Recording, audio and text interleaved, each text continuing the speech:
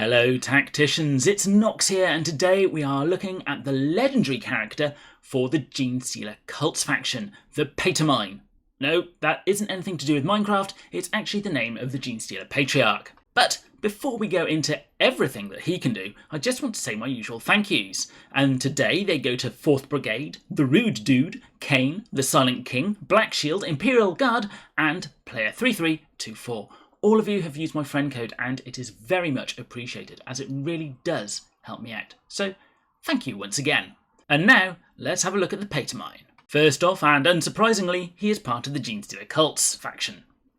But we knew that already. He has Infiltrate, so he doesn't trigger Overwatch, and with his movement of 4, that is actually quite a big deal when you consider things like the Tournament Arena and Guild Wars. He's also a Synapse creature. So, if we think about the faction Tournament Arena, he's going to play very nicely indeed with the Tyranids, if they temporarily make him the 5th. He has Terrifying, so that means he's going to take less damage in combat. And finally, he is Unstoppable, which means obviously that fire, razor wire and broken ice won't affect his movement. So, he is a very manoeuvrable fellow indeed. If we look at his stats and think about survivability, he is maybe a little bit tougher than Yarrick, although Yarrick does have the Resilient trait. But the Patermine does have the Terrifying, so if he is in combat, he will be taking less damage there. So let's have a look at his skills. So as always, here they are broken down into the various breakpoints.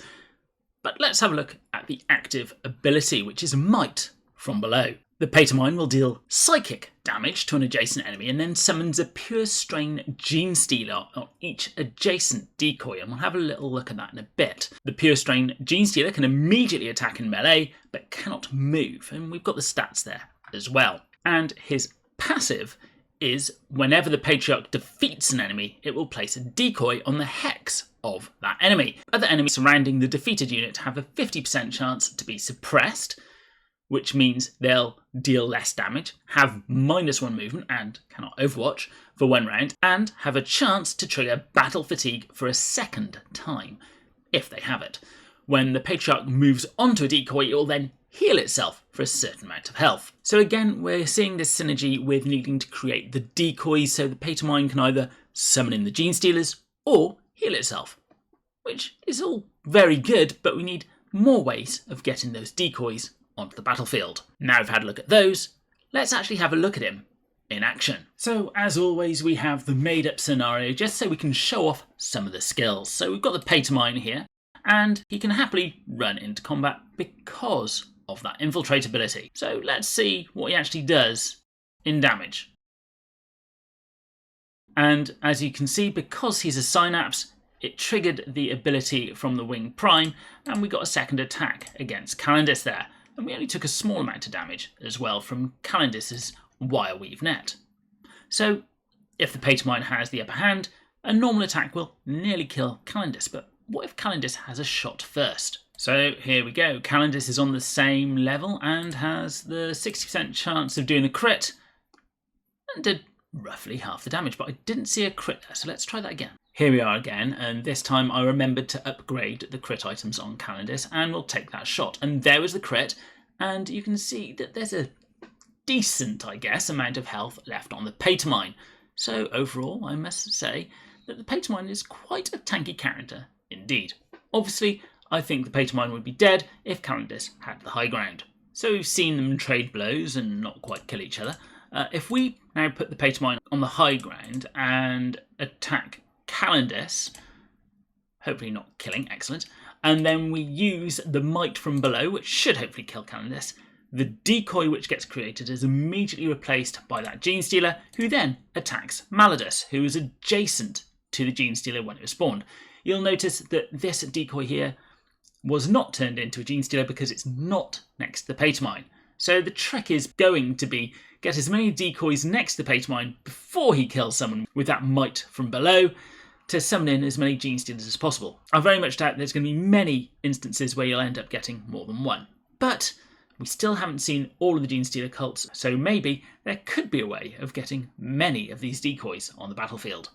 The benefit, of course, if we switch back to the enemy's turn, they manage to kill off the Genestealer. When it comes back to our turn, it comes straight back and attacks again. So these summons are not something that the enemy is allowed to take lightly, because they're going to be very useful in getting rid of Overwatch. And about that, because they've got Infiltrate, it means they're going to be able to run into characters with Overwatch, which will disable their Overwatch because they're now in combat, and also won't trigger it. So these Genestealers are very nifty summons indeed. This is a legendary character, and the legendary event will be around 3 times before it goes away for good. So you've got plenty of time to gear up your troops should you want to unlock him. I'm going to say if you do unlock him, you're going to want to have both his active and passive as high as possible, as the one brings in the Genestealer summons and the other allows the Patermine to heal up. But is this really a character to get excited about? Well, it's got some synergies with the Tyranids, and I really hope that they include this as a temporary 5th Tyranid for the faction TA. In Guild Wars, he'll certainly go in with the other Tyranids, as because he's a Synapse, there's decent synergy there. Beyond that, well, unfortunately, I don't really see much to him, which is a shame as he is a legendary character, but we still haven't seen all of the Genestealer cult, so there is a chance that those decoys become more prevalent and this guy starts becoming a killing machine that he should be. If you like these videos, then it would be much appreciated if you at least think about using my friend code, as it really does help me out. Or if you or your guilds are looking for a new home, please reach out to any of the guilds shown, as we'll always welcome new people into our midst. As always, don't forget to like, comment and subscribe, and I'll be seeing you on the battlefield.